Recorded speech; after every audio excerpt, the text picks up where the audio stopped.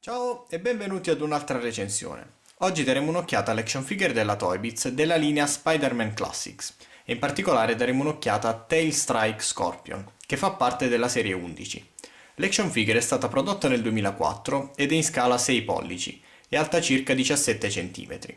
Diamo un'occhiata rapidissima al packaging, è praticamente lo stesso di Carnage, con lo stesso artwork di Ultimate Spider-Man in alto. Cambiano ovviamente le immagini dell'action figure e il nome del personaggio.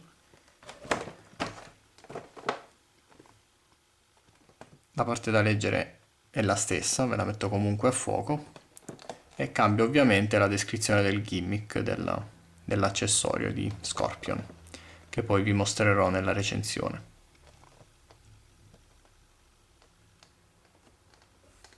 Diamo un'occhiata più da vicino. È un action figure molto massiccia, alta diversi centimetri in più rispetto a Carnage e con questa coda molto grande sulla schiena. Vediamo il volto, molto ben scolpito. Il painting non è pulitissimo, però non è neanche poi così male, ci sono delle sbavature qua e là. Vedete anche qui sul corpo qualche sbavatura di painting.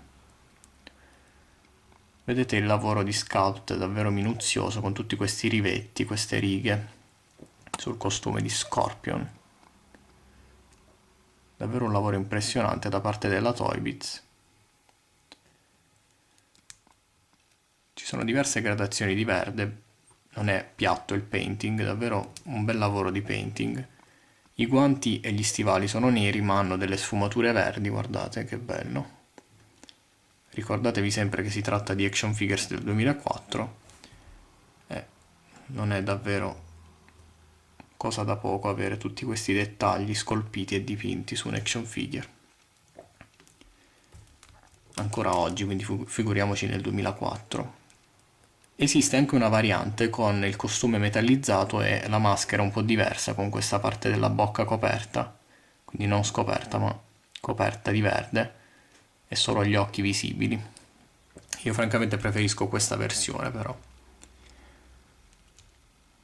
La coda, come dicevo, è molto grande, abbiamo questo backpack, questa specie di zainetto dove è collegata la coda, davvero molto grande. E all'estremità abbiamo il meccanismo sparante che poi vi mostrerò in seguito. Diamo ancora un'occhiata più da vicino, davvero molto ben scolpita.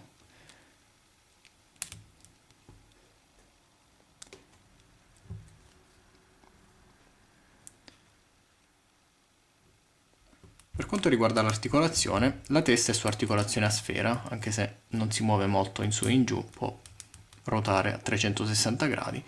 Il braccio può ruotare a 360 gradi e muoversi in fuori e in dentro, questo è molto duro, però c'è la cerniera, quindi può muoversi in fuori e in dentro. Rotazione nella parte alta del bicipite, doppio snodo al gomito, rotazione al polso, movimento della mano in su e in giù. Le dita sono articolate non singolarmente questa volta, tutte insieme, vedete. Il pollice invece non è articolato affatto. Poi abbiamo articolazione sul torso, sembrerebbe una sfera ma il movimento è praticamente solo laterale, quindi è come se fosse una rotazione. Rotazione alla vita, la gamba può andare in avanti e indietro, in fuori e in dentro, ruotare nella parte alta, doppio snodo anche alle ginocchia, rotazione qui allo stivale e movimento al piede in su e in giù e non laterale purtroppo e movimento anche nell'avampiede. Quindi un'ottima articolazione, sempre a parte il fatto che è un action figure del 2004, anche se fosse uscita oggi questa è un'ottima articolazione, davvero un'eccellente articolazione. Non ultimo la coda è, vedete, flessibile, ha l'anima di, penso, di fil di ferro, quindi può essere mossa e rimarrà nella posizione che avete impostato.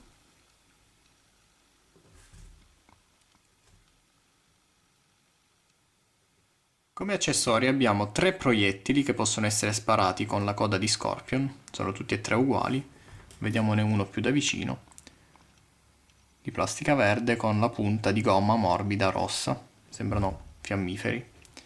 Vediamo come si sparano, basta inserirli nella coda di Scorpion.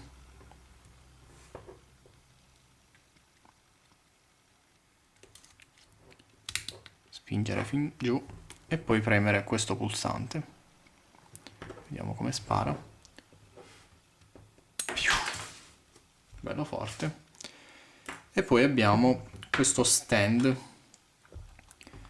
di vendita di giornali, una macchinetta, un distributore automatico di giornali, molto ben dettagliato, vedete, con uno sticker del volto di Spider-Man qui sul lato. Vedete che bell'artwork su questa parte. Questo è un telo, serve per il gimmick che vi mostrerò tra poco.